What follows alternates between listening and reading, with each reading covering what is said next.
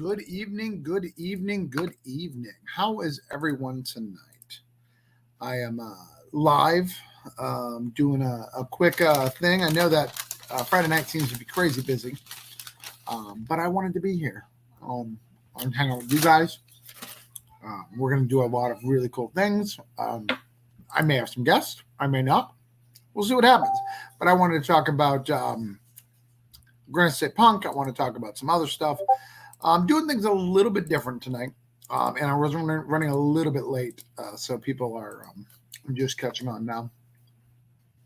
Tonight we're going to just talk about books, see what's going on, see if we can get some support from stuff, see what we can do to help rousey up all of our friends and people who want to support all these wonderful Kickstarters that are going on and support the indie community. So I'm gonna send some invites out. If you are live and want to hang out and you want to do some stuff, just send me a message and we'll try to have you on. If you can't, that's okay too. It's all gonna be good in the hood. I just sent an invite out to the group that was talking about this before, and we're gonna see what's up. Hey Brett, how are you? Can't hear you. Hello, Brett.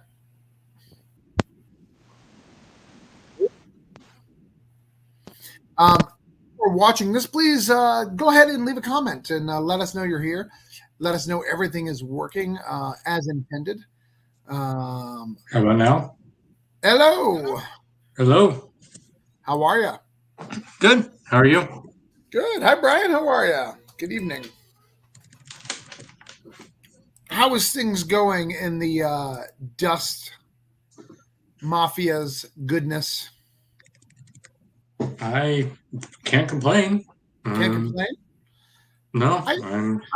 I bet you can. Let's try. I mean, not in the Dust Bunny world. If I'm talking day job, then... In the day job, right? I feel you. Tonight we're just gonna kind of hang out. I'm not gonna be super aggressive, but we want to say, hey Dan, how are you? Dan, I am looking for a colorist for your piece so we can help get you some business. Get everything good. Dan, who else is here? Brian says he can hear both of us. Good, that's good. But yeah, tonight we're gonna hang out. We're gonna talk about some comics. We're gonna talk about Brett's comic. We're gonna talk about my comic. We're gonna do all sorts of fun stuff. I'm going to hang out with you, see what's going on. I'm going to send some invites out to cool people who I think should come on. And we're just going to have a little party and just see what's up with the world, talk about cool books, talk about what's going on and things. So anything new on this campaign? I don't think I've looked at this campaign. I know I backed it, but I just backed, but I haven't really looked at it much. I've been super busy in the real life doing stuff. So you're not funded yet, but you're pretty close. Not funded. Only about $600 away, and it's my second largest goal I've ever gone for. But it's it's the largest that it's actually reachable. Okay. 2.5 years ago, I did a campaign for my second full collection and shot for 5,000.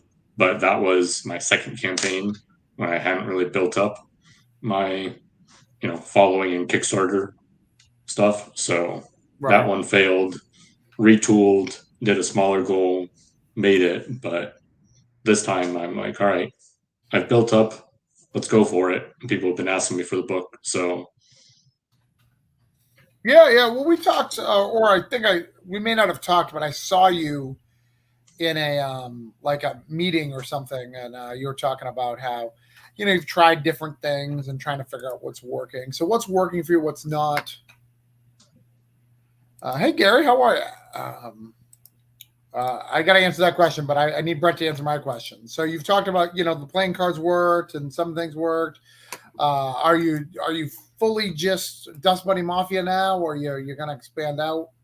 I'm gonna probably keep kind of expanding. I know some stuff. Yeah, based on that conversation we had before, I'm not sure if I'm going to I might do one more round of those trading cards that are kind of the the spinoff. Yeah. Sea of It, because it was a low campaign, low risk. And, they don't really move at shows very well. So that's why I'm like, is it something I really want to pour a lot of time in and a lot of energy, or do I just do something smaller scale that's like mostly Kickstarter? And if I have, don't have as much stock. Right. So, but the Dust Bunny world continues to build. I've been doing really well at shows recently, kind of trying some different things, doing some art shows and some like brewery craft shows, and I actually stick out and do really well at those compared to the typical Comic-Con. Well, I mean, that makes sense. Your book is kind of a throwback to like the old like Farscape and like Garfield's, and like the book turns that way. It's kind of a throwback to an older style that I think you need to find the right audience to appreciate it, right? And not that you don't have some amazing content in there and you've developed a storyline and characters and all that, but I think people who see it at the stuff, you have to sell them at the strange format and all that stuff to get them before you even have a chance to pitch the content. Yep. All right, I'm gonna message Gary on his stuff. Hey, my friend, get you on. All right, let me answer Gary for how many comics have you wrote and how many you're working on. I don't know the answer to how many I've wrote. That's I've gone past that point where I don't know that answer anymore. It's above 25, lower than 50. How's that? So that's and still going. And still going. Right now, how many am I working on? I am working on 6. 6, I think. Yeah, 6. Brian, a few hundred. No, not a few hundred. The Chuck is here. What is up? I don't think my camera's working. I mean, I think this is a better representation of you anyway. I've always thought that you would be a better Chinese star than a real person. I mean, I'm a pretty chubby dude. I don't know if I'm a Chinese star as much as I am a ball. I am. So you're Chinese food, but not. I'm one of those chicken balls. That's what I am. I like how the video thing underneath shows that you don't have a video, even though that's something that a graphic that you put up there, because that's not from StreamYard. Clearly, it's important that you guys are well aware. My camera does not work. We're going to make sure you're well aware.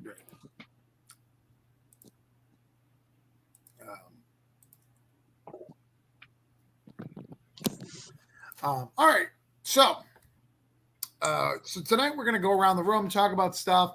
I'm not going to set up my goals and stuff like I have been doing. We're going to kind of have a little more free form because it's Friday night. We should just kind of chill, not stress out, not do some stuff, and figure that out. What happened to Chuck? You booted him already? He didn't even offend me yet. Maybe he was like, "Oh, we're not getting pledges. Like I'm done." Like he's not even live yet. I don't even know why he's angry.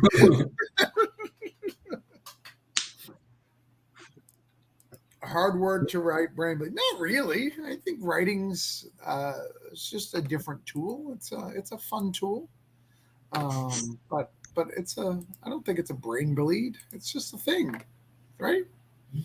Yeah. Yes. So, Enrico, what's going on, brother? You have like 17 projects live, right? You're like me. Pretty much. Right now, I actually have 2. One, it's in its final days. We got 5 days left on Blade Shot. Okay. We're already over at 200-something percent, 220% funded. So it's been good. The last few days have been really active. I did a podcast the other day I did the Global Frequency Show, and they have a great group of people there that show up, and they really helped. And they're great. And then on top of that, I'm also promoting the butterfly tears from a friend of mine, Yi Fang, and we just got. I think we're only been like today's the 4th day, going on our 5th day, and we're at 1,300 of the 2,000 goals. So we're like at 64 or 65% of our goal after 4 or 5 days, which is not too bad. I would love to have gone through it by this weekend, but with the Labor Day weekend and people partying, doing barbecues, I don't think they'll be online that much. But we'll never know. Yeah, well, and DragonCon's a huge convention. Yeah. Huge convention. I've never done that because that's like a 5-day thing, and Yeah. it's really long. and it's not comics focused, so it's a risk. It's not that there is comic people who make money there, but it's not comics It's not focused. that central thing. Yeah. Brett, can you send me a private your campaign as well? Stuff. Chuck, are you here now? Are you okay? You left us. I believe I'm here. I was trying to play around with my camera to get things working, and it did not work. It just kicked me out. Oh, Brett was concerned that that he offended you. So I'm glad that everything's good. I mean, Yeah, it's like I didn't say anything yet, so that was the problem. You owed me a strict hello, and I didn't get anything, and I was like, fuck this joint, I'm out. I understand, and I appreciate your seriousness and you're willing to commit Right. to this. When you know what? Brett writes a fucking mafia book. He knows when the Don walks in, you kiss that motherfucker, all right? And you didn't do anything. You're Right. like, oh, yeah, just another guy. No, it says the Chuck, all right? You read that shit. I'm actually shocked that Chuck didn't yell at me because I remember an early conversation where I said I'd never sell out, and I'm wearing the band shirt that I'm in, the new band I'm in, right? I don't know that I ever believed you when you said you wouldn't sell out, because I think we all would at some point. Yeah. Well, I feel I bought in, not sold out. That's fair. Gary asks, I lose sleep sometimes when writing to you. No, I don't lose sleep. I process my stuff in my sleep. Like before I go to bed, if I'm working out a plot, like I process what I'm doing. What about you guys? I got to do a script. I just got to finish a script this weekend too. He's literally losing sleep now thinking about Right now. gonna say no. I lose sleep when I write myself into a corner for a script or something, but not the actual script. Yeah. No, I don't. I don't lose sleep over scripting at all. Just because you're having a problem with one thing, it's one of those things where you move on to something else, and it'll come to you at some point. So yeah, I try not to lose sleep over it. Yeah, I don't. I don't. I got enough stuff going. I sometimes lose. I sometimes get stressed out that I don't hit all my deadlines, but I'm pretty good at hitting them, so I don't have that problem very often. But I always have that problem. I recently, so there's a book coming out on Monday called No Contest. It's a new Kickstarter that I'm watching. I literally wrote that book because of production and everyone wanted to move so fast, 3 pages at a time as they were drawing it. And that was a little, I don't want to do that again. That was fun. Yeah. It's not You gotta fun. I get that. You really have to think about it. You're like, are these the 3 pages? Like, can I fix if I have a problem later in dialogue if I write the right 3 pages?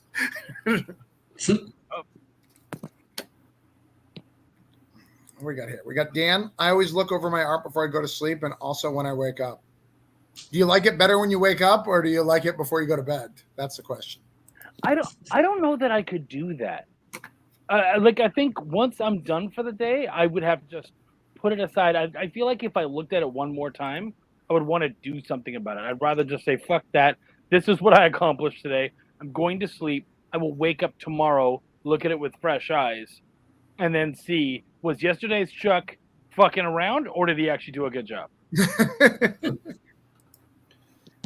Yeah. As long as I keep looking at stuff, I'll keep working. It just You got to just shut it off at sometimes. You got to go, okay, I got to go. Let it go. Stop. And it's even like sometimes I'll be doing something and then I'm turning off the computer. I'm like, wait, I can fix that now. And then I'm there for another hour. So, yeah, sometimes you just got to shut it off. Yeah. Otherwise, you lose it. Start losing it. I think we often forget that what we do, guys, is work. And I think you should do your very best to not end your day working. You should find something at the end of the day to kind of just chill down, finish up, and then move on. Whether it's, watching a bit of TV, playing a game, sitting with your partner or spouse and having a conversation or whatever, something else to cool down. Because if you're finishing your work with your day with work and then you're starting your day with work, everything starts to feel like work, and that's not where any of us want to be mentally. But I plan on writing scripts after I'm done here tonight, Chuck. So that's my plan. You can't tell me no. You can do that. Just once you're done writing, take at least 5 or 10 minutes to do something else between that and sleep. Yeah. So the picking up whatever child is on my side of the bed and moving them to another bed is not 5 minutes. If you walk real slowly, it is.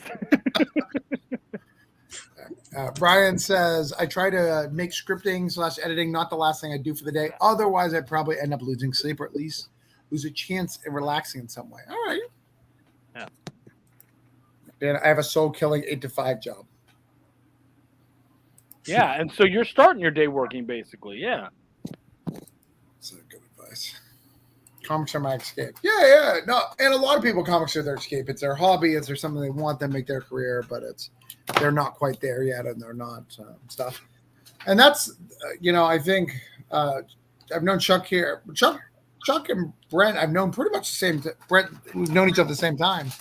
And it's interesting. Like, I've expanded and done a whole bunch of different projects. Chuck's done a whole bunch of stuff, but Brett's kind of like, this is my thing. What is that like? Like, what is that like? What is that like? Tell us. Educate us, Obi Brett Kenobi. The funny thing is, even though it's staying in the same lane, I have different things that I plan to do with it. Like, I'm targeting different age groups, and like I have a plan to go into do some darker stuff where I'm writing, not illustrating. And I want to get like almost a horror, gritty, vibe going with some stuff. But it's nice that as you guys both know, I dig really deep into source material. So I've got a whole library full of true crime, material that I pull from for my comics. And there's a never-ending supply of things that I can pull from. And so it allows me to come up with some different things, whether it's different stuff for Kickstarters, different add-ons, different, like adding whiskey glasses because mobsters and, prohibition, all that kind of stuff, to what I just said. I'm currently looking at, taking a step back from doing everything and trying to go grittier. And I want to do a couple of, 4 to 8 page stories where it's just I'm writing, but I want to go darker with them and do more of a mature, go a little bit more graphic with the Dust Bunnies. So, well, speaking of that, there was a rumor that you were planning on doing sexy books. You were going to do the Dusty Bunny Mafia. How true is that? Yeah, that's what I heard too. Like, please address that. Yeah, because I heard that from Steph Wilson, who was like, "I've already got covers ready for this thing." So, what's going on with that, man? Is that a thing? And he needs to fill me in on them. He just went out and did his own thing. But I'll come after him if he just goes and launches something. So, well, it based on the Dust Bunnies design, I mean, that would add a 4 circle to Steph Wilson's arsenal. Yeah. And that would be hard.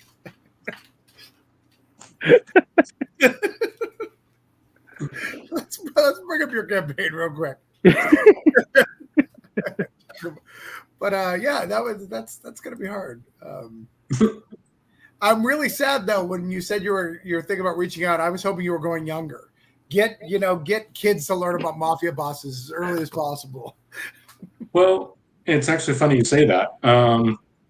I am. I've been collaborating with a children's author friend of mine who was actually one of my college roommates, and we've been co-writing a couple of books that are going to be aimed at like the early readers. So they're chapter books, kind of the same vein as like Dogman and Captain Underpants, that kind of. And so we'll be taking on my detective character, who's the pigeon, and it's kind of like from his point of view. And so he's going through, and we have 3 books written. One's fully illustrated, and we're actually waiting on some details to whether or not we're going to go with it, try and pitch it to his publisher, or whether we do it solo. But that's actually Is it Baby Bunny Mafia? Because that'd be awesome. No, not yet. Nice. All right, so tell us about these. I'm going to link it to people, but tell us about these pledge levels. Tell us about your stuff for people who don't know. So the Dust Bunny Mafia is like Looney Tunes meets The Godfather. It's a newspaper-style strip where there's a bunch of mob families, but they're all small critters. So you've got dust bunnies, rats, crows, bugs, and then some sea creatures. In this book I'm kickstarting is my 3rd comic collection. I call it my 3rd trade. It's 132 pages, full color, with 250 comics in it, and a brand new storyline that I'm currently finishing. That's book exclusive. It's almost 50 strips, which is the longest book exclusive chapter I've done, and I'm really happy with how it came out. As you're scrolling through, I've got everything from a $5 digital pledge, which can get you the main chapter of the book that's about 50 pages, to digital copies of the book. And then one of the things I like to incorporate with every physical Kickstarter I do, every physical pledge, I create these poker chips, because mafia and casinos just go hand in hand. So each campaign has a limited number of poker chips that I create. And so I've got some cool rewards where you can pick up the current book, you can pick up previous books, and actually the one you're on right now is my limited edition. I started getting into stuffed animals using some of my characters. So I've did a small run with a local crochet and character artist, and that's actually one of the most limited pieces that I'm doing with this campaign. I got tons of add-ons, from coloring books to little bundles, and You'll basically send anybody anything they want. You mention it, you'll add an add-on. Pretty much, yeah. So Dan had a question.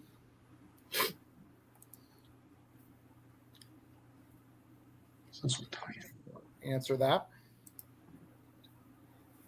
Mine is probably my playing cards.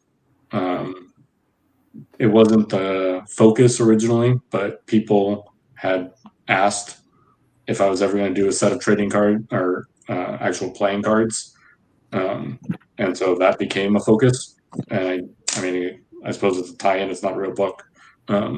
But yeah, so I did a set of Dust Bunny Mafia playing cards, full deck, all original art, all different. Nothing was repeated.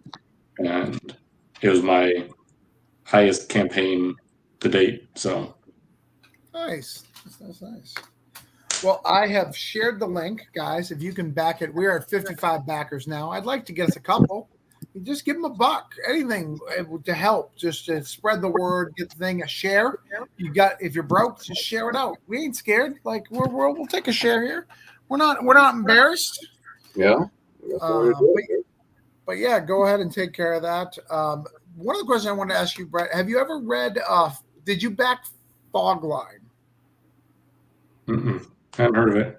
So it's a really cool book. You should look it up. It's Fog Space Line, so it's separate. It's got a really good premise that I think you'd like. It's all these crime podcasts that you can listen to. I'm sure you listen to a whole bunch based on your stuff.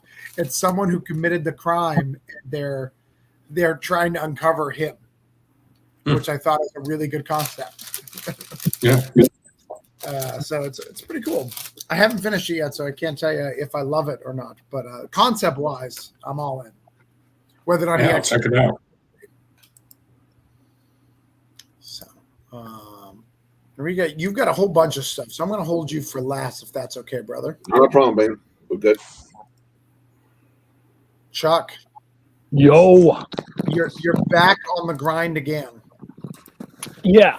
For a little bit, you let your wife play, and you're just like, I'll let you do your great book. You support it, but it's time to bring the big boy back out. Is Big what boy's ready. Itching. I think is actually the honest term. Itching. Like I'm pretty excited. It's funny. I was saying to Wendy today. I said, it's been a bit. Like we did the campaign late 2020 for issue 2, and so it's been a while. And so I said, like, I'm both ecstatic and feeling really confident, but then also anxious as shit because I'm an anxious guy, and you don't know that it's going to be successful until it's successful. So, yeah, I feel good. Like I feel really great about the issue. Mm-hmm. I feel I'm like just honestly really excited. I really think that it's the best issue yet.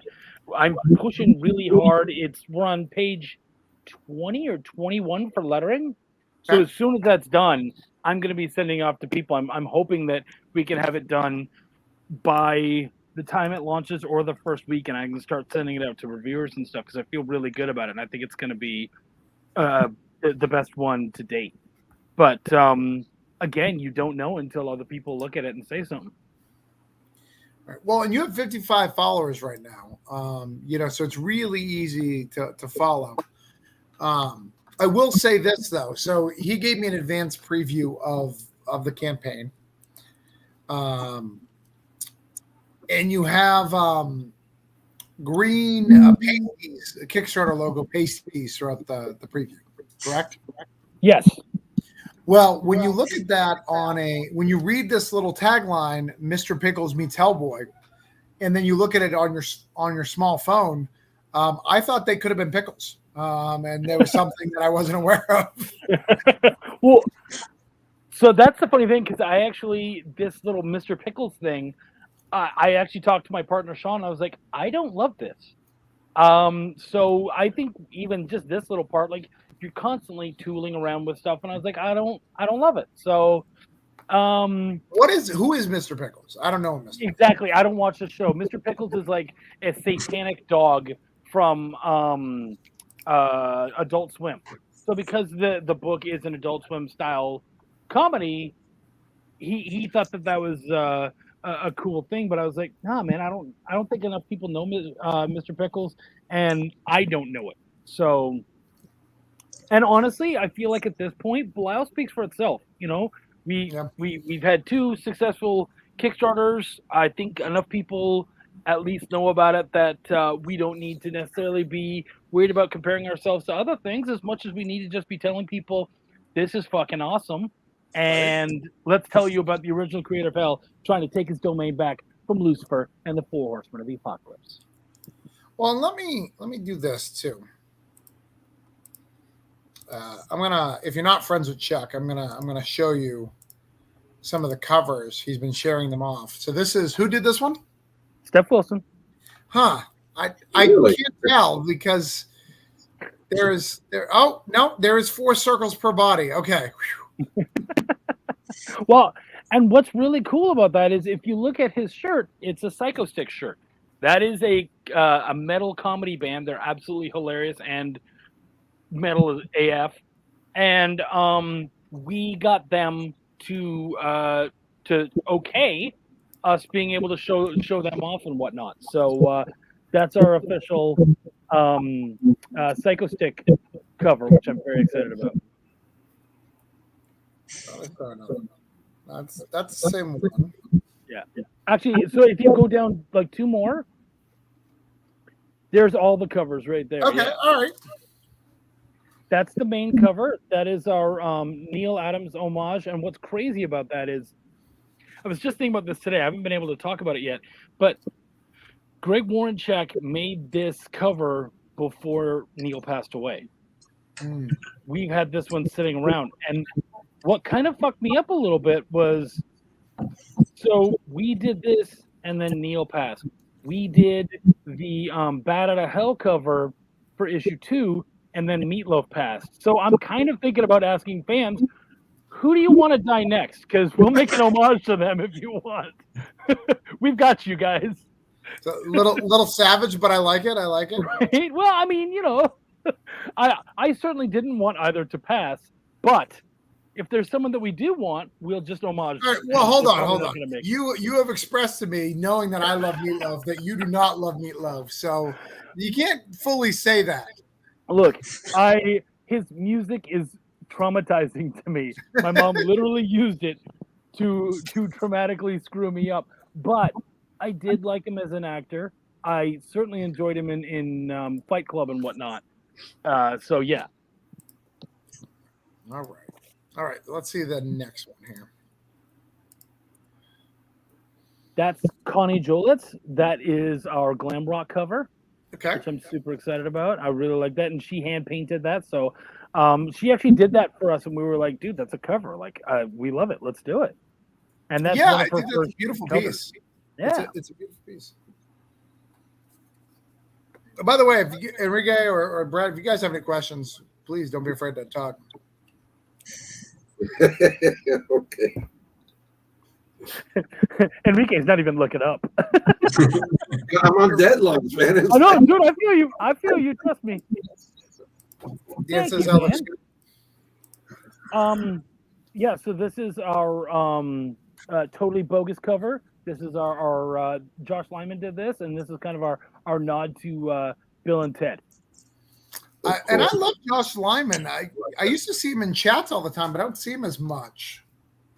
Yeah, dude, that guy's just working. Like, he's doing so much. He did a bunch of covers for Garrett Gunn, for Good Dog, and for a bunch of stuff. And yeah, he's just been working like crazy. So I think that's mostly what it is. Really, is just that he's working too hard to be on videos. Nice. I'm glad you got him then. Well, I am too. But here's the thing: if he saw what Enrique was doing, he could probably get on to a couple of videos. So, are those Brett's playing cards over here? Probably. those are Brett's playing cards, just upside down. So, crossover cover right there. You need to back both. Got to. And so what happened here? It looks like somebody put some weird faces on everything. That is Laughing Link. And we put them on because this is going to be our first ever nude cover. Oh, all right. Yeah. So we've never done. Here's the thing. Steph actually came to me and he said, "All right, cool. So I made a cover, but you know what? Your book has nudity in it.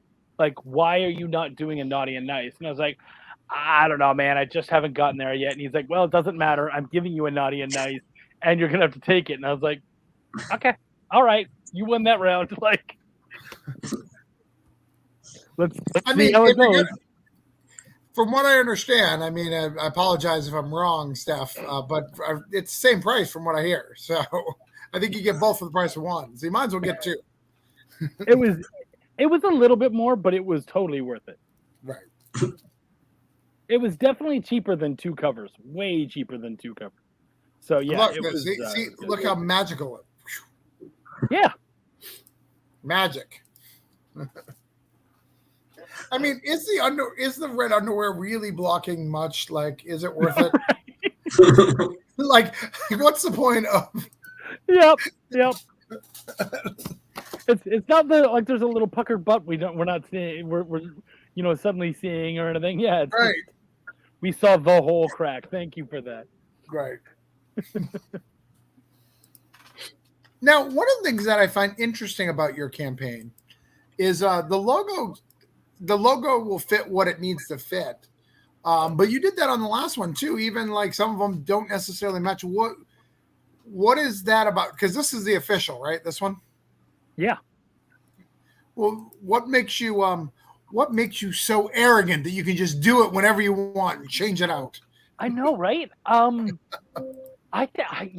think we're not in love with it, and really, it's about the cover. And so, like, this is our main cover, Right. done by our boy Greg Warrencheck, and yet that is not at all our standard, Right. Trade dress. our standard trade dress. But we just thought, nah, screw it. Like, that's the fun thing, is that this is something that we can do as indies. We can screw around and have some fun and try new things and say, hey, you don't need to see the same logo every time. We get to play around and have some fun and make it look appropriate to that particular cover. Because look, when we go to press with a publisher, I'm sure they're going to tell us, no, you can't do that stuff anymore. And fine, you guys paid money for it. Okay, we'll follow you. But right now, time to have some fun and make some mistakes, and we're having a blast with it. Nice. My favorite. Sorry, I have a question that's going to derail this, but sure. When you guys, solicit covers, both you and Travis, when you approach other artists, do you say you've got an idea in mind, or like how do you, what's your process when you're getting variant covers and different things like that? Do you give them the whole book? Do you be like, I have something, here's a chapter, here's a page? I'm curious to know what other people do. I don't think it's not always the same.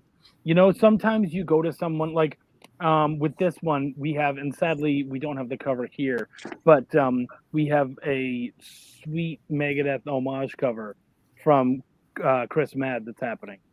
And I came to him with that because he and I are both metalheads. I know that he appreciates that band almost as much as I do. And so I knew that he would really, and his art style completely works with the idea of it. So that was something I brought to him. But other times, like our standard cover, that it's always Greg Warrencheck, who has read the whole book, saying, I got the cover, don't worry about it. We haven't, with Greg Warrencheck, we have not. Oh, actually, no. I think he might have been fed some ideas for issue 2, but I think still, for the most part, that was mostly him. So, yeah, I mean, I believe the Bill and Ted homage was all Josh Lyman's idea. Like, a lot of times, you'll give them the book or you'll show them the idea, like our characters and what we do, or you'll explain something. Steph, same thing. Steph just says, and Steph is one of those people who don't tell him what to do. Just say, hey, Steph, have some fun with what we're doing. This is what we're doing. And that's where Steph works best. Whereas other people, you need to hold their hands and you need to say, okay, this is what I want. And maybe you have to draw up some stuff and show them an idea of what you're looking at and whatnot. So it really depends on the artist, is my long answer. Yeah, for me, I need to do that more and tell them exactly what I want. A lot of times I'm just like, hey, I really like you and I want you to do a cover. And so I hire them to do stuff. And then most recently, my Granite State, I have literally 2 covers that look the same. Very, very, very similar style and angle, because I did not very accurately to print. And that's tough, and that's kind of the thing that you got to figure it out or retool. But I normally pick the artist that I want to work with, and then if I don't have an idea, I kind of make sure I send them as much as I can so they can pick something. I show them a villain. Here's the villain. Here's the good guy. Do that. Gary, I script the cover for the artist. Okay.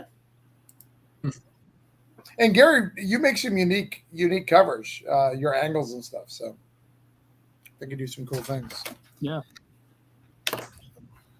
So make sure we click on Chuck's bio because I have not seen it increase. Some of you guys have to be interested. And in fact, you don't even have to be interested. All it's going to do is give you an email. You can ignore it. Chuck doesn't care. No, I've been ignored a lot. Don't you worry. And he just wants that number high. So whatever the number needs to be higher because that'll make him feel better as a person. That's It's just went up by one more. So. Oh, thank you. See, that's how I validate myself. Well, and I started because we just dropped the link a day ago. So being at 50 already is a nice number. We haven't had any movement today, but yesterday was a bunch. So that was really good. But yeah, I've started. You were talking about earlier, or one of the questions was, what tie-ins have you done to kind of help with the project? And the thing is, I find really, I'm more and more. I'm trying to make it about the book. I'm really not excited about the swag. First off, it's a lot of money out of my pocket that I would rather be spending on making you a sweet book. And so for me, it's less about coming up with really cool ideas for swag and more coming up with really cool ideas to get you excited about this fucking awesome book that we have for you. And because that, at the end of the day, that's exactly what it's all about. It's all about the book. So what can I do as an event and as Kickstarter being an event, what can I do to get you excited? So like I started a beef with myself. I thought as comic creators, I feel like there's lots of these fun fake beefs, and I'm always worried that I'm going to go too hard on somebody. What's up, Sean Barbour, my partner? So instead, I want to go after someone who I know I couldn't possibly hurt, and it's me. So I've been beefing pretty hard with myself, saying there's no way that this fucking clown is going to get to 100 followers, and just beefing with me huge, and it's been a lot of fun, and people get a laugh out of it, and it's on brand with the campaign. So I think instead of worrying too much about tie-ins and swag and all that kind of stuff, worry about marketing ideas and things that are going to work well with the brand of your book and with your brand as a creator. No, I think that's all good advice and all good feedback for Thank you. All right. Wendy says, my cover artist asked if I had any specific feelings I wanted. For the most part, I didn't completely dictate the cover. I told them to feel our emotion I was hoping for and then let them have some fun with it. Only one that was different was the one that did the cover and then let me know they'd done one. Oh, yeah. I think that was Steph, who basically made a cover and went, by the way, you have a cover. Yeah. And you that happens a lot as you start making friends in the industry. Yeah. Like people will be like, "Oh, I really like your stuff. Here's stuff." Oh, okay.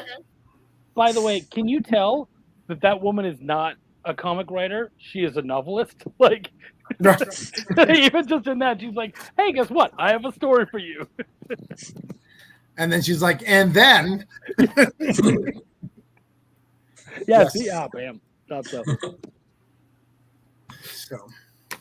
So let's get Bell some stuff. Let's get Dust Mafia some stuff, some Dust Buddy Mafia.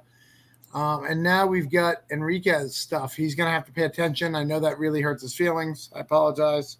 No, man. It's all good. But let's get your stuff up here. Let's talk about it. We're going to talk about Babes first.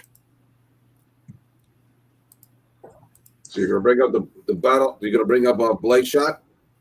We're going to bring up Blade Shots, yeah, because it follows Bell the best. You know, he would like Babes, Blades, and Tentacles. Yeah, it's nothing like a TNA book to really launch your career here. And so it's like, this is the funny things about Kickstarter. Something is that when Ben and I talked about this a while ago, he really developed this with Brent, his buddy over there.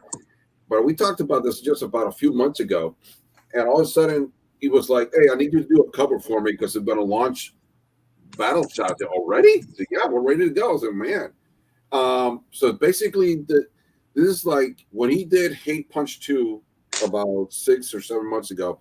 It was his homage to the 80s action movies. Well, this is like an homage to the crazy 90s, where you have really skimpy women in costumes doing a lot of weird stuff. So she has this gun which shoots knives. It's about 6 feet tall. It's bigger than her. So it has like she needs to use magic to run around with it. And she's battling these monsters. And the thing is that every time she kills one of these main kaijus, she absorbs powers from it. So it changes her uniform, her costume, and stuff. So basically, what Ben did, he did 6 variants in which he's showing off the different transformations she'll be doing through the 6-issue series. And then after that, of course, because it is a Kickstarter, we have Steph Wilson involved. Because how can you not? And then he brought me in to work with Stephen Palua, who's also a friend of his from over on the West Coast, and I did the inks on it. So my cover is the cover I. I'm letter I, which is. You're the only one that doesn't have a. That's right. My wife didn't let me do a nasty one. Yeah, that's a naughty one, if you want to call it. I'm not a big fan of him myself, so I'm with you. But that's mine right there. That's why it does have it's the one with the booty shot, man. You gotta love it. So that was a lot of fun to do. I mean, Steven, what he did basically, he really put a lot of effort into the female and decided that you know what, I'll leave Enrique to worry about the tentacles and all kind of stuff. So I actually had to really dig in there and stuff. So we've already opened up all the stretch goals. It's like all done. It's just all the way through. But right, like I said, it's one of those things that this right now for me, of all my projects I've actually contributed to, like either off the story, covers, or anything. This is my second largest backed book right now.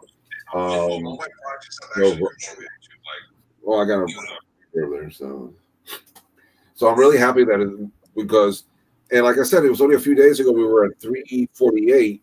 And now we're running off at the end. I imagine that once he tells me he's got like 600 people have put the notified to say remind me. So at 48 hours, for the 48 hours comes around, we might get a rush at the end. But right now we're really happy with this. This covers all the costs, covers everything. We're looking at number 2. I'm already looking at. I already want a new. I requested him to say, look, I got this guy from Brazil. He's really, really good artist, and I want to bring him in. And we're looking to see if we can do that and have him and I work on a cover, because he and I have been doing some artwork together, and we meshed really well. So I would love to work with him and stuff. So, and like I said, this is it was like one of those, let's just throw it out there. We didn't really do that much promo before, but as I am a very aggressive guy going out there, I'm sharing all this stuff and putting it out there, being on the show. So I'm really happy with the way it was received. I'm really happy that it's going to be out there. So yeah, I mean, like that, you know, this stuff isn't my thing, but I got to give him a lot of props for having one that only has a nice version. I think that's really, you know, speaks a lot about your relationship with Ben, which is pretty cool. And respects you as an artist, because you know, it's normally these type of campaigns you need both, right? Yeah, I mean, it's like it wasn't like we discussed it or stuff, you know. As soon as I saw it, I go like, okay, he knows me the way I like to do stuff. I mean, what I have done, I probably could have, but like I said, I felt that there was no need for it. I mean, you can do, you have already other ones. It's like, I didn't need to be that other guy. I mean, let's face it, we already got Steph doing one. Why you need me? So we're good. For the next campaign, probably going to follow, because the artist I'm looking at, he does very nice, sexy stuff without being overtly like that. So it should be going to be a good project there as well. So anybody wants to drop in the last few days, we'll appreciate it, because everything you add in now is going to be working towards number 2 and 3. Nice.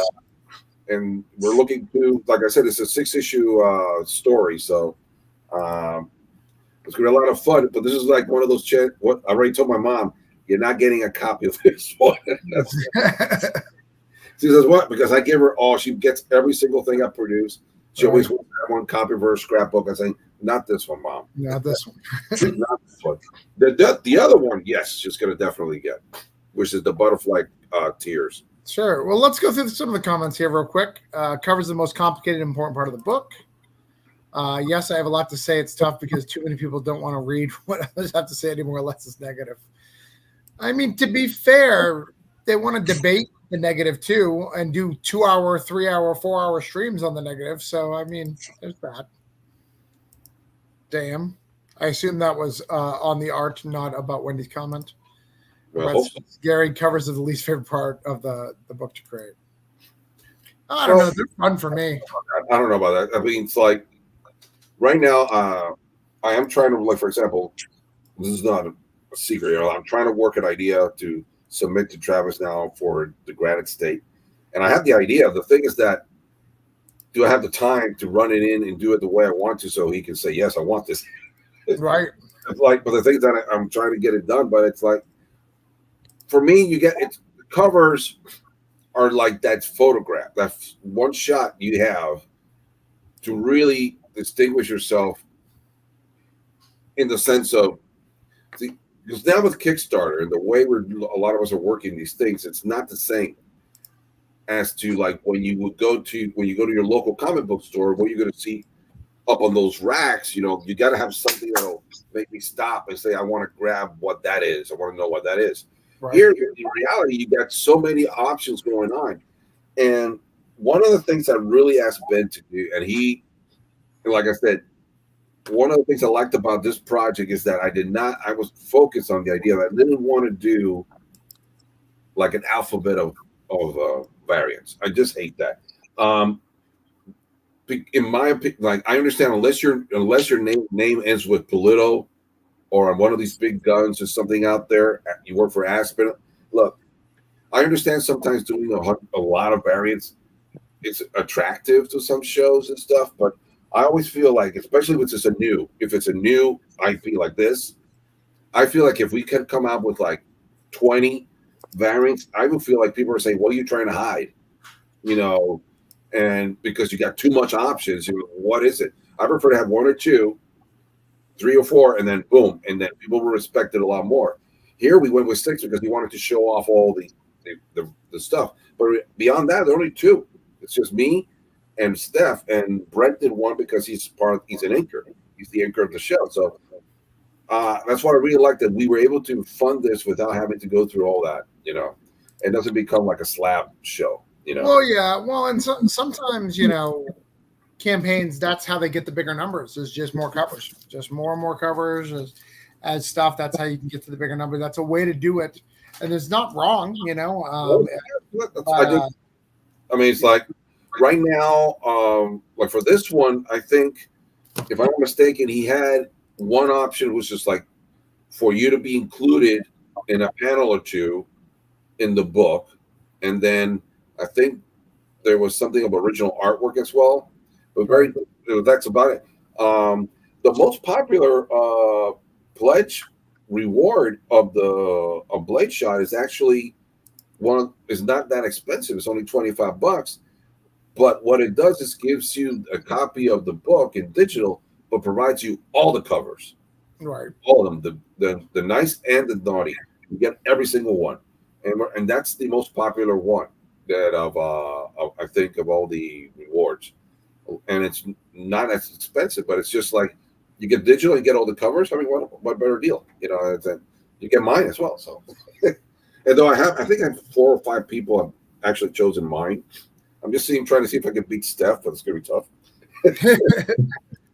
All right, so let's add some questions. Wendy said the cover to catch potential reader attention. I probably won't pick up the book. Cover is the most stressful piece and the biggest reward artistically. And then Gary, Brett, why are they your least favorite part, Brett? Why? Probably because I'm that's the part that I'm least comfortable doing. I feel like I can write I know my script. I've been doing it for 10 years. I know how to write it. I know how to illustrate it. I know how to, play with different things. I know how to market it decently now and brand everything together. But I mean, I'm self-taught. I mean, like a lot of people. And I've had very little formal training in this kind of stuff. So I feel like the cover is the hardest thing for me to do. And knowing what my audience or what my audience or a potential person walking down a show would be like, I'm going to stop for that when my comics, like we talked about earlier, are not the typical. So it's more of like the throwback to Calvin and Hobbes, Garfield, Looney Tunes. And it's like where those covers, like when Looney Tunes was doing comics, it was like one gag and it had a couple of characters and that was it. And so I think but that's my hardest part. Okay, so I would ask you this, Brett. I would say, are you a humble guy? Yeah. I mean, I would. Yeah. That's your problem. Get over that shit. The thing about honestly, the thing about cover artists is that you need to fucking show off. This is your chance to drop your balls on the table and say, I can do something cool. Now, it doesn't necessarily mean that you have to do something, tits out like Steph Wilson or super, but like, you know which covers I absolutely love, and it's in the same vein of the stuff that you were talking about, is actually the Calvin and Hobbes covers are amazing. If you look at those books, they're kinetic, there's movement on it, they're exciting, they're fun, they're punchy, they're colorful, and the art takes up the entire page. It takes up the whole landscape. You see everything. Every inch is filled, and that is something that a cover does. Is a cover literally takes up the whole landscape of the page, obviously excluding, like, you need to be able to put your trade dress and whatnot on there. But once your trade dress is on there, every inch is covered and it's got something. I would look at those covers because those are absolutely phenomenal covers. And they're so much fun, and I think it's your chance to show, hey man, I want to have fun, I want to get out there, and I want to excite people with the cool thing that I got going on. That's fair. Yeah, I think for you, Brett, I don't think everybody cover artist could work for you, but I think getting somebody to do like kind of a cartoon style or more realistic painted style could be super interesting. But I think for you, you should keep it limited, not something for tabling. That I think that's probably the biggest problem with you with you doing variances. They don't really fit your vibe at a table, right? Like they're good for Kickstarter, but beyond that, it's not something you can carry around. But I think there's value to that. I think a good $20 variant could do well for you. Yeah. The problem was, and my wife still gives me crap about it. A couple of Kickstarters ago, I did with my Based on True Story Volume 2, I did a standard cover and a variant, and both of them were different artists and not myself. And so my wife's giving me a lot of crap, being like, you have both covers are not you. So you can do a variant, but at least have one that's you. And right. No, I agree with that. You should always have one who's ever do the interior. Well, and there's no reason why you can't have some fun with like homages. You could do like a Sopranos homage or a Goodfellas homage or whatever with your characters. You could have a lot of fun with that stuff. There's all sorts of things you can do. I recommend Breaking Bad, but not a good scene or violent scene, just a pizza on the roof. And have it be, because of Chicago, have it be deep dish. Yeah.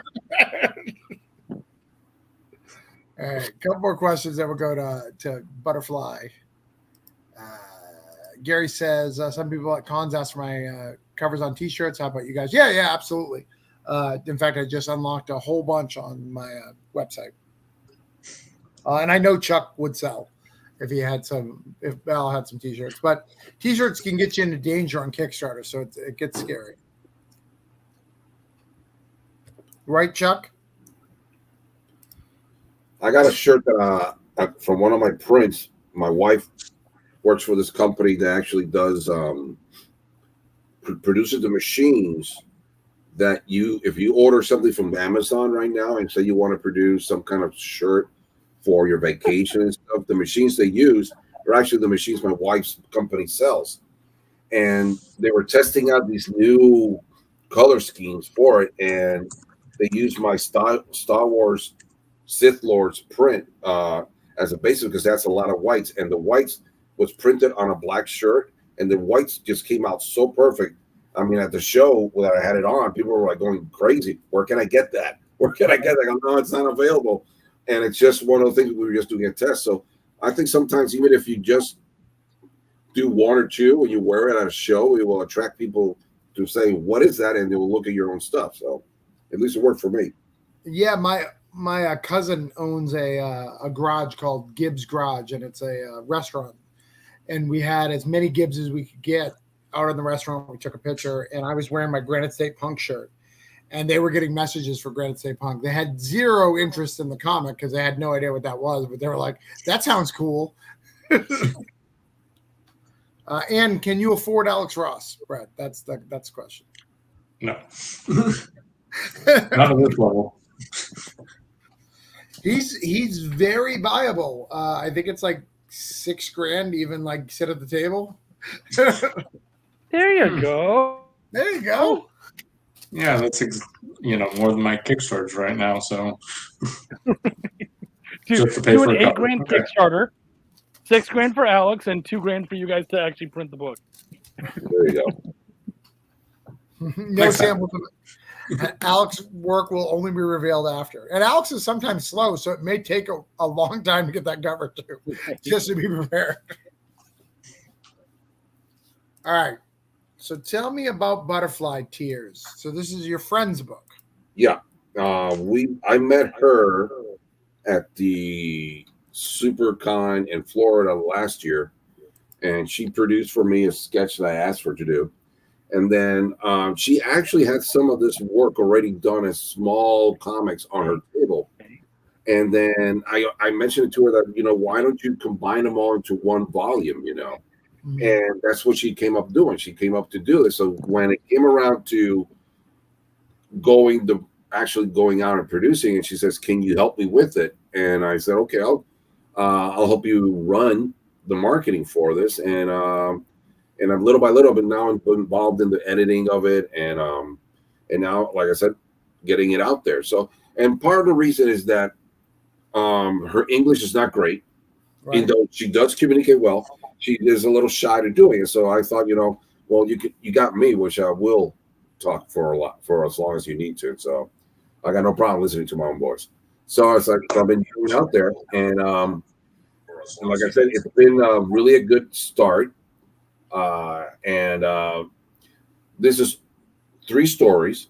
They deal with reincarnation, forbidden love, and betrayals. And there's like a little bit of everything in here. If you're into manga, her style is very similar to that. It's all been translated from the Chinese. So right now it's all in English already. The book is done. It's absolutely everything's done. I'm actually have here on the screen. I'm looking it over. I'm rereading it again. Make sure we haven't missed any typos, anything there. So the book is ready.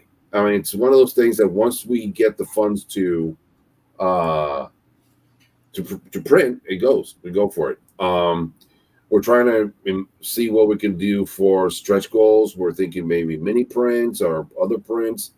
One of the popular ones here that we were very fortunate, we had 2 people already purchase the $300 reward, which includes a sketch by her, full color and everything. And we're really lucky. Is that supposed to be Padme, or it just looks like Padme? What was that? Is that supposed to be Padme, the Star Wars character? Yes, I believe so. Yeah. So that's Padme. Yeah. So it's a nice stories. They're very nice art. I mean, if you just look at her, the dragon over there in the wall back, there you see a lot of details and stuff. I mean, a lot of people say, well, why don't you put color as I like? But you can just see that through her black and whites, there's so much action. and let's face it, if you're into manga, you're accustomed to black and white. So it's not one of those things. We have talked about making a color version someday. Right now, it's not the focus. Right now, is she wants to get out there. She wants people to know about her. And like I said, we had about 30 people wanted to be notified, but already it's gone up to we have 80 people waiting. They're looking into the project. So hopefully by those last 48, we'll also get a lot more people coming back. But like I said, it's right now we're about 65% of the goal. And we're looking to we really want to try to get this done sooner so we can actually start putting some stretch goals out and so forth out there. I mean, it's gotten to the point that I might get involved in one of those stretch goals as well. So, like I said, we got 25 days to go. Just started. We debated a lot when to put it out. She wanted to have done it a little earlier, and I was hoping to maybe hold off a little more. But then I got you know what? Let's compromise. We'll start just before Labor Day. We'll go for that full week, and then we'll see how it goes on the week, and then we re-hit on the next few weeks down the line. And I did that show the other day, and a lot of people came on, and next week I'll be at a convention, so I'm going to print out some of these stories to have some of it out with me on the table so people can look at it and hopefully pick up on it. Because by the time I get to my show, already Blaze Shot will be done, and then my next Kickstarter will be kicking off in October, I think, the next one. So, so we'll see. But for this one right now, more of a reason to get that thing to me because I'm going to be going on live on the 15th. What was that? Oh yeah. Right. I'm working stuff here. I'm trying to get this stuff done. But yeah, I think this book is good. I think it'll definitely fund. I'm not worried about it fund. It's a beautiful book. Manga's just a little hard, on Kickstarter. It's just a little hard. I mean, we were looking either Indiegogo and other stuff, but like I said, right off the bat, we're doing pretty well. I really think we're going to get across the line at the end, and hopefully just get her this opportunity. And sure. From part of the work that we're dealing with is that she's going to help me with some future work, and there's been a story I've been wanting to do, but I wanted to do it with a very similar style like we see in her books. So hopefully I can entice her to go into that idea and get that going sometime when I get a break. Because now I'm doing this, what I'm working on here. Let me see if I can turn this around here. I don't think we can see it here now. No, because of the way this is. Let me see. Nah, it's good. Yeah, I think the glare is going to be too much. Yeah, let me see. Yeah, it's too much glare. Even if I make you big, okay. There you go. That's what we're working on something there for. This is for a little. We do this every year. It's called Horrendous. Here in New Jersey, we got a whole bunch of us who are from the New York and New Jersey area. We get together and just produce this book. No Kickstarter or nothing. We just produce it for ourselves. We sell it online. We sell it to shows. And it's a little thing that we always have, which is nice to have. And I do it every year, except last year because I got too complicated with shows. So I'm doing this one now, and then I got the Travis thing I'm gonna try to get in. And then in 2 weeks, I'm gonna have to start doing a poster, which is gonna be on a Kickstarter in October. I got hired by Power Comics Inc. They're the ones who produce the book The Masters, and this is an enormous cast of writers and not writers, but creators and artists and inkers. You got Joe Rubinstein, Daryl Banks, Ron Wilson. Who else is in this? Wow, there's so many people. Mike Grell has done stuff for it already, and it's like, and you're going to see Mike Grell's going to be involved in the second Kickstarter, which will start either right after Labor Day or the other week. And this book is basically the invention of Austin, and he has come up with these characters, and he's just built this incredible team of Pat Broderick is in there as well. And it's like incredible team of artists from the legendary people from the silver and modern times up, and somehow I got involved. Yeah. And I'm like, and so the first project I got tapped to do was and this is the irony of all this. Keith Williams is going to actually do the post. He's actually going to draw it, and I'm going to ink on Keith, which is funny. So it's going to be a really interesting piece. We're going to be doing an homage to the Secret Origins book that was a treasury sized back in the 70s, which had the Justice League and the villains coming at each other. Right. And we're making it with the villains and the heroes of the comic book, and that is going to be out in October. So that's hopefully it's going to be my debut of this, and until I get a chance at a cover, and I'm going to be doing interiors eventually. So it's a very cool thing that I'm looking at. So that's going to be out in September and October, 2 campaigns. So you're going to have 5 issues within the next 2 months are going to be out. So for the listeners, then I'm supposed to have another one. I'm working on the script for a story I'm doing in an anthology. It's called Might, Magic, and Monsters in Law, which is a debuting original characters of mine that I wrote in the 80s. And those are going to be the first time they're going to show up. That universe, a fantasy universe, is going to show up printed for the first time. And so that's going to launch my little mini universe, which by 2024, I should have its first book out. And then that's for November. And then next year, my Not So Fair Tales 2 is coming out. I have a story which, coincidentally, I'm doing with Ben. He's illustrating it. Ben did Blade Shot, and he's going to illustrate mine. And that is not adult. This is going to be a lot of fun. It's a sci-fi story as well.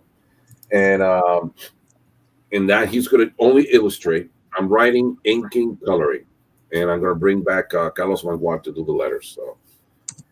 So right now, as you can see, I'm pretty busy down the line. And that and there's actually another anthology, but the work is already done. Waiting for that to come out.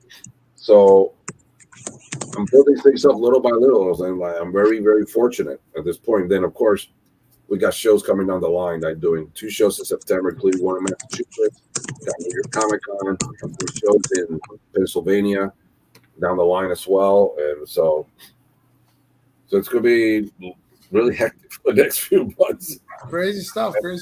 All right. So we got all the links out. I hope everyone, I'm not sure if Ray, are you still here? Let me know if you're still here.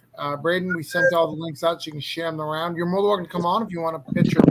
You still live, Braden? Yep, Outwash Onslaught is still live. Yeah, Braden, if you want to come, I can give you a link. Hey, Travis, what happened to you? I was reading that somebody took out from the Pub Van Winkle. Somebody dropped out. Yeah. We had a big $165 backer, and they have left us. So we are catching up. I promised my wife cozies, so I need to raise $700 to get those cozies. So I'm hustling. That's why you're seeing me tonight. I'll probably be on tomorrow night. I'll be on every night till we get those damn cozies. Not just for my wife, not just for me, for everybody. My wife just informed me they're koozies, not cozies. Those are different things. Except for in Canada, they are cozies. In Canada they are cozies. Yeah. All right, cool. So because the problem is that in Canada and in Britain, a coos is a vagina. So when I came down here and they were like, "Oh, do you want to put your beer in a koozie?" I was like, "That's a thing? All right, awesome." And then they gave me this crappy slip, and I was like, "Not what I was hoping for." So for us, they're beer cozies. But yeah, so we lost a big backer, so we're trying to catch up and get to there. These things happen, but hopefully we can get this amazing koozie for everybody, because Pup Van Winkle, though we've only showed the dogs mostly in the campaign, there's a huge redneck element, which I think is pretty cool. Oh, where is it? It's missing. Hold on. The image is missing. I created it and everything. Hold on. I'll show you guys here. Can you guys see me still? There's the koozie. See? Wow, there you go. Oh, I like it. But I need to put that on the front page. That's what's going on. Where it's missing. I'll do that when I'm not live, and we need to get that up because people will be like, Damn, I need that. I need to give all my monies to get that.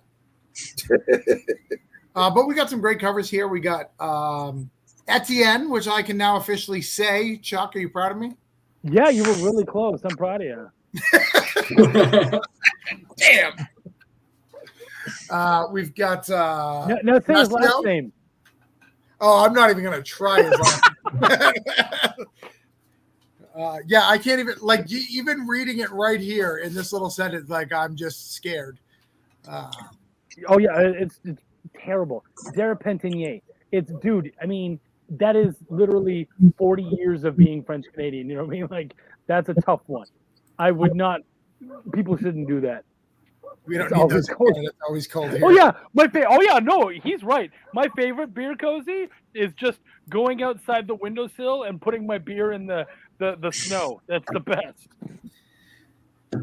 But we got another who, by the way, is killing it. If you haven't done some stuff with him, he's amazing. He did some great stuff he's doing some really cool stuff, and he's got such a unique style. Nobody else.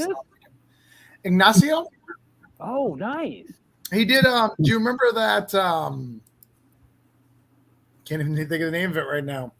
The friggin' hippo I made for the kaiju battles. What was it called? Kaiju Mania. Oh, yeah. Yeah, he did the interiors for that. He's really, really cool, has unique style. He's also did the last story in Wonderland. And then this is also one of my new favorite artists, Roland, which is he does all sorts of cool stuff. He does like kind of dark images, very affordable if you guys look for variant covers. Martha did the interiors. A lot of people are always shocked and go, "Wow, those are Martha interiors." Yeah, those are her interiors and her colors. She killed it. I think this is her best work. Yeah, and those layouts are good too. Yeah. I'm always afraid to say yes to Chuck, even if I know, because Chuck is always like, "Yeah, I did those." What? You did layouts? Yes.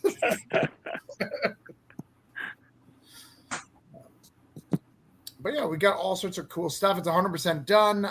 They are working on in fact, Jerome should be editing the letters right now. Jerome, are you editing the letters right now? I think you're distracting him. I'm distracting him. But yeah, we're doing good. We're trying to get to 150 backers, trying to get back up that 100 and something we're missing. So if you haven't backed, give it a buck. Even give it a buck. It'd be nice. Wendy, it's Martha's best work. It's awesome. Yeah, I agree. It is Martha's best work. I'm very proud of it. So that's cool. Yeah, of course. Damn it, Jerome. That's J-Spot. Oh, we got Braden. Braden wants to jump on and say hi with us. By the way, if anybody's got to go, I understand. Just let us know so we can get you out of here. But if not, we can keep hanging out. But yeah, Pup Van Winkle is a very cool story. It is about this dog named Foley fell asleep. Foley has been asleep for 15 years. When Foley wakes up, the whole world has gone mad, and dogs are being hunted by this mean sheriff, and it goes crazy. It's a lot of fun. It's not a kid's book, but it's not. It's like a PG-13, because of content. But it's very safe. At least this issue is very safe for anybody wanting to read it. So, Braden, did you get that? Actually, no, I'm working on your banner. Oh, well, that's okay too.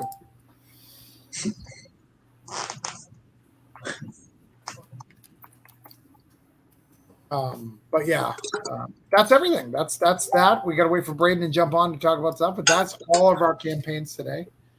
You can back them all. You get all sorts of Braden.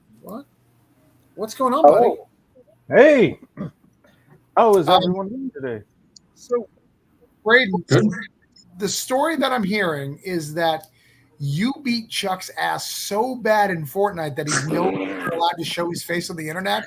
Is that a true statement? That's what you said, right, Chuck? That's that's exactly what happened. Wow. Damn.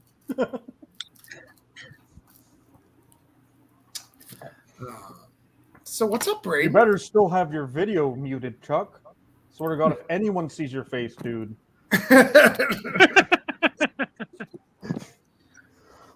Not much. What happened? Tell me what happened. Oh, just Chuck doing non-American things. Right.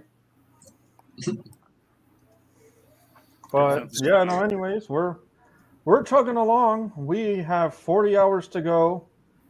We have unlocked all stretch goals, and You're no longer giving away stuff. You're done giving away stuff. Yeah. Well, I don't know how much we can get in 40 hours, but if you back now at a physical tier, you get a mini print, you get a beer coaster, you get a keychain, and you get a metal trading card, all for free. Let's show this campaign.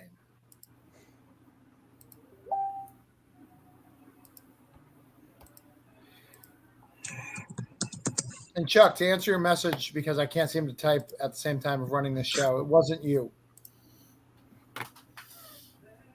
All right. So tell us about this awesome Chris Mad cover and why we need to back this amazing book with 40 hours left. 40 hours. Well, like I just mentioned, you're automatically getting 4 things included with your pledge. But Outwash Onslaught is an ode to classic slasher horrors. It's about this guy named Trevor Howell who was murdered and forgotten. And he's been wandering the floor of the ocean with only one goal in mind, to kill the fishing crew that murdered and betrayed him.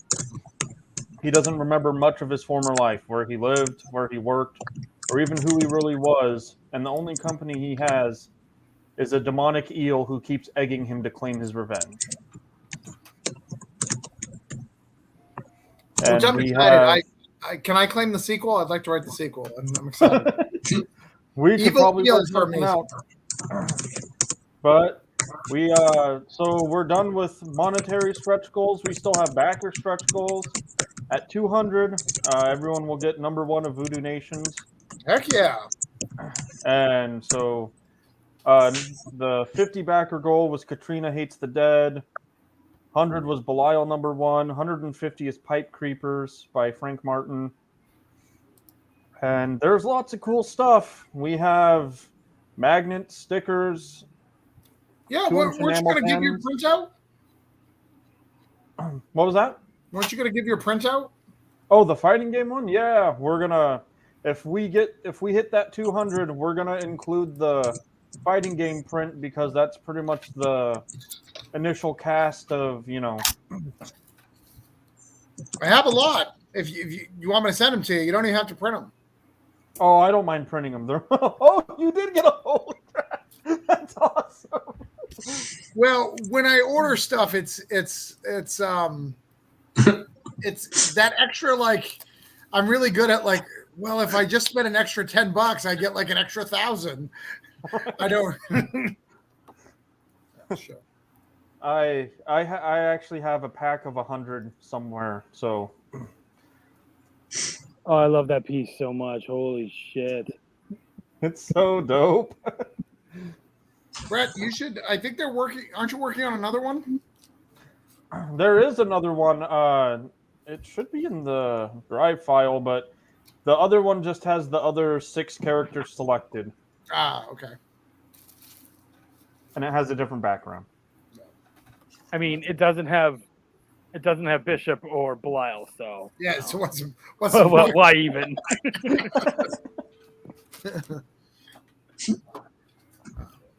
What's the point? What's the point of that? But no, I've loved this book. I've loved this campaign. I've loved watching your campaigns grow from nobody and doing some stuff. And I love that you're like the opposite of me. I'm like struggling to get the next thing out as quickly as possible. You're like, I've got books for the next 12 years that are not out finished. I actually only have 2 more left, so right? I have to start writing. Oh, all right. So they're not written yet, though. That's good, at least. Yeah. Well, I only have 2 books left that are, they're both about 10 pages from being done. So I have My Grandmother is a Demon Slayer with art by Camry Lapka, and then Blade of the Undying with art by Damien Aviles. And They're both on the last 10 pages of each book, and these books will be a lot bigger. My Grandmother's a Demon Slayer is going to be 40 pages, and Blade of the Undying is going to be 50. So they're going to be pretty chunky books.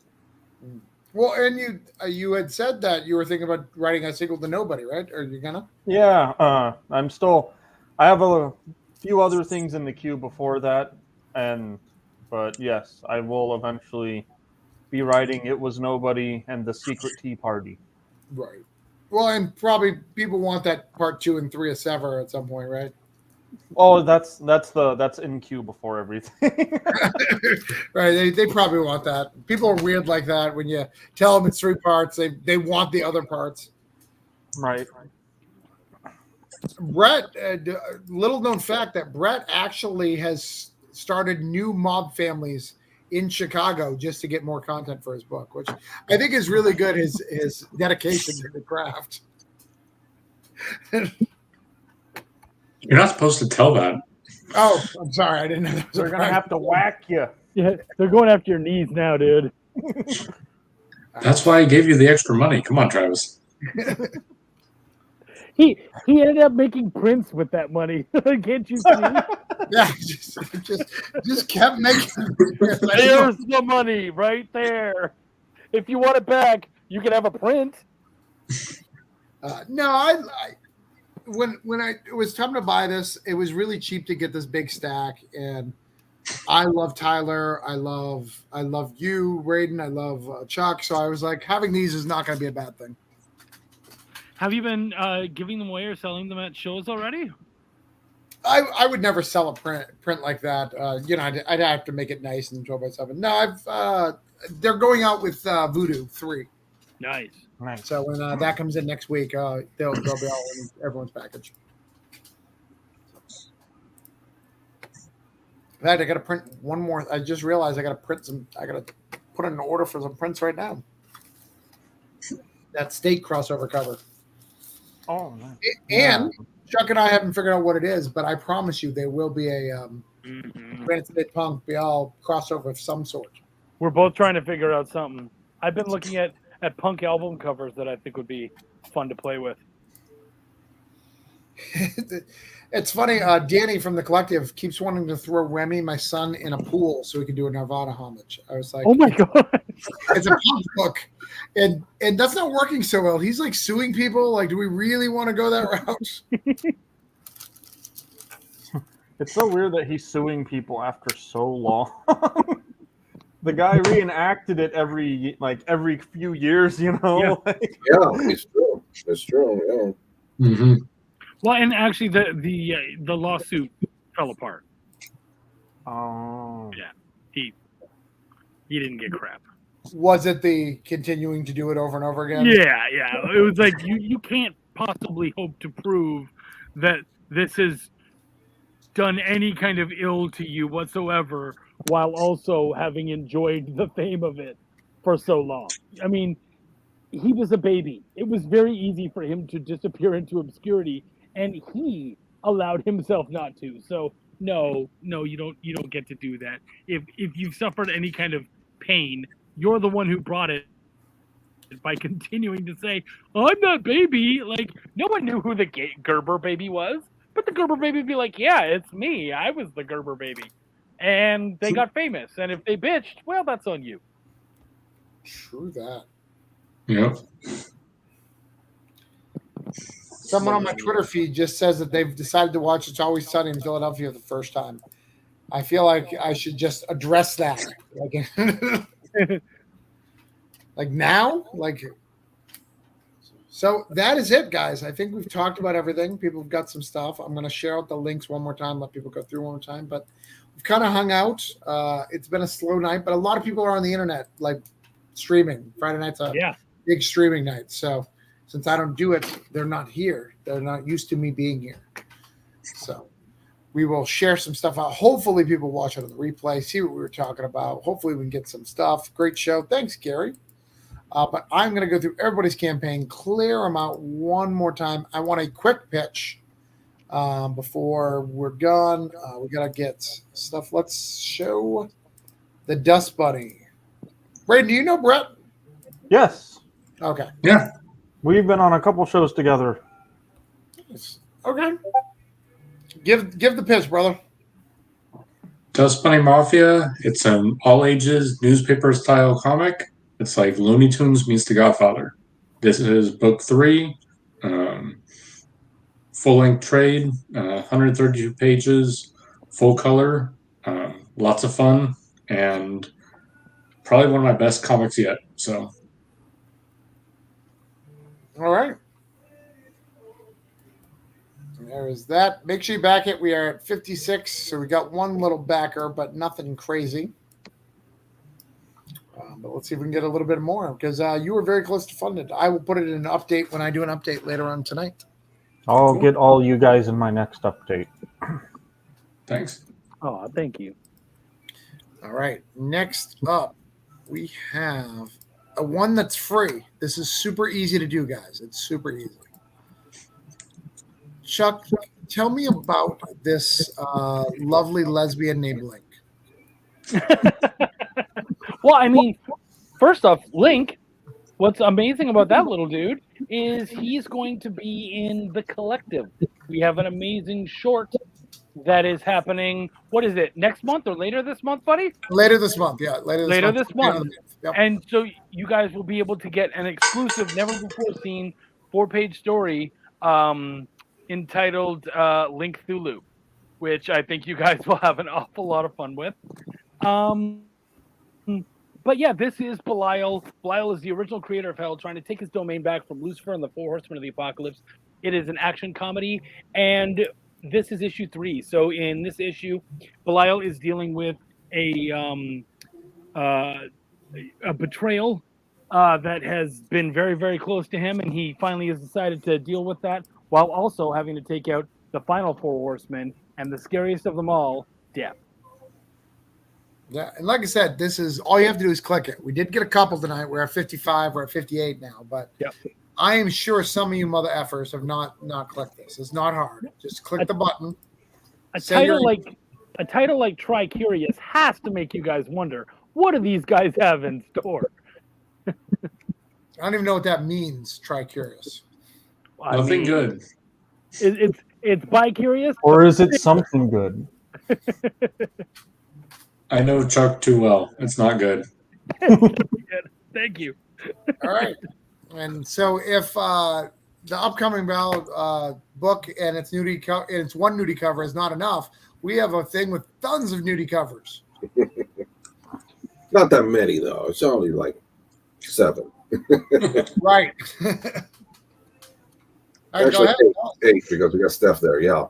So basically, go back to the 90s and enjoy scantily wearing females battling monsters. What more can you not want? So it's like, and you have options to get all the different covers. There's a really good pledge you can do there for $25. You get the digital book and all the covers in digital format.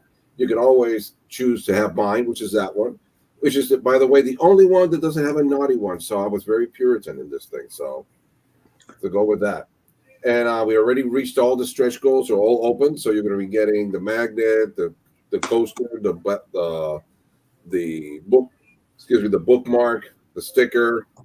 So you get everything once you pledge on a physical format. So we're already fully funded. We're at 220%, but with 5 days left, you can always enjoy a little more. So help us get enough funds so we can start doing 2 and 3.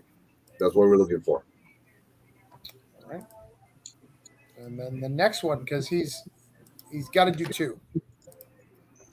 But this one is sweet. I want to make sure that this person succeeds. So if you guys can at least give $1, even if it's not your style. Manga's not my style, but I even gave it $1 just because I appreciate that, man. And it's like I said, this is a project that I'm doing as I'm not contributing any artwork. I'm just doing the marketing for her. She's a very sweet artist. Very, very talented.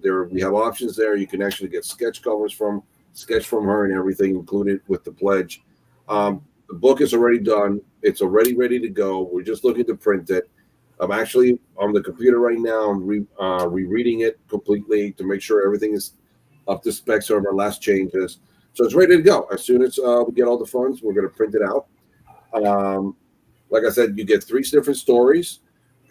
One story is about reincarnation. The other one is about betrayal and forbidden love. And we got a little bit of everything for everybody. So it's in black and white, typical Magna style, but her artwork is off the key. It's not simple. It is very, very picturesque and extremely illustrated. So I think anybody who looks at this will be very, very pleased with what you're going to get. There are different sizes of the book as well. You can choose a smaller version or a larger version of it. So there are a lot of options available. So hopefully we get a few more people to try it out. And after 5 days, we're already up to 65%. So we're looking to really try to get this done as sooner than so we can actually add some stretch goals. Nice. So, yeah, give it a buck. If you guys are watching this and you like me, give it a buck. I think it's worth a buck. All right. Next, if I don't get koozies, my wife will leave me. Book. This is mine. Pop Van Winkle. We're trying to get koozies, but we lost a big backer. We're 165, so we're behind the the 8 ball here. It's a very cool book, but we need to get the koozies. Pop Van Winkle is about a dog that fell asleep named Foley. He was a very, very good boy. When he wakes up, the whole town is hunting dogs, and murderous bad things are happening. But there's a talking squirrel, there's an evil cat, there's all sorts of cool stuff. So pick it up if you like animals and shit. If you don't like animals, you should pick it up. Right. I mean, they're killing dogs in it. So if you don't like animals, you'll also have good stuff. So you'll be happy either way. Or maybe you won't. Maybe you'll be mad that dogs were harmed in this. Should we write a disclaimer? No actual dogs are harmed in this book? No, Right, because some people might be picking it up just in the hopes that a dog got killed. Brett, how many characters have been offed thus far in the Dust Butter Mafia? I've lost count. Okay. All right. Figure that's a pretty good answer. In the last book, though, one of the big ones got offed, right? One of the ones from the beginning. Yep. A couple characters die in this one in the main plot, in the main story arc. So. Yeah. All right. Yeah. And All right. Outwash Onslaught. If you like classic slasher horrors, this is the book for you. The book's fully done, ready to print. Everything's fully done and just ready to be ordered. So as soon as Beautifully we get it, edited. Yeah. do you feel this book is edited better than books than other books that were not edited by Chuck? I don't know. At this point, I'm not going to answer that until Chuck redeems himself on Fortnite. Yeah, I mean, he can't show his face live because of what happened on Fortnite. So I understand. Yeah, the real reason I can't show my face here is because I'm too damn pretty for this group. You guys would all lose face, so that's what's going on. I'm doing you guys a favor. They'd only be talking about me if I showed myself off. Well, isn't that what you want? No, I care about you guys. I'm not even live yet. Don't worry. I'll take my spotlight next week. You guys need this. You're welcome. You're welcome. Thanks. But if you back at a physical level, like I said, we unlocked all of the stretch goals, so there's a lot of cool stuff. There's a Sin City inspired mini print. We have keychains by I have a hard time pronouncing her last name, Athena Gallardirk. She's the writer and creator of a comic called Dope Rider. And You said dope writer, like Dope Rider, yeah, like marijuana? I don't know if it's like marijuana, but I just know that she is the writer. She creates Dope Rider, which is my co-writer Chad actually commissioned her to do this keychain, and we also threw in stuff for the digital backers too. So at 31, they're getting an extra digital. Everyone's getting an extra digital book. We're sending out a 10-page preview for Blade of the Undying. Lots of cool stuff, man. Mm-hmm. You can pick up our old books if you want. Now, A lot of we sold out completely of the Horror Triangle pack. So since Frank Martin's sleeping because he's got kids, how was working with Sleeping Frank because Martin he's on weak. What was that? How was working with Frank Martin on Modern Godhood? It was great. Working with Frank has always been awesome. This would be our second book we did together because the Insane Asylum was a whole collaborative between like Frank and I and a lot of the other creators, you know, in Insane Comics when that was a thing. Interesting. All right. Sorry, it really is interesting. I'm tired. No, you're good. But yeah, I think we're going to sign off. Thank you guys. I've shared the links. Please like and do all that. Subscribe. Do all your stuff you got to do. I'm Travis Gibb. This is Creator Hangout. Hope you guys had a good time. I'll probably be back on tomorrow night doing some cool stuff. But until then, I'm going to say peace out because it is almost midnight on a Friday night. I should be doing something else. Have a good night, everyone. All right. I'm going to do the outro and we're good to go. Thank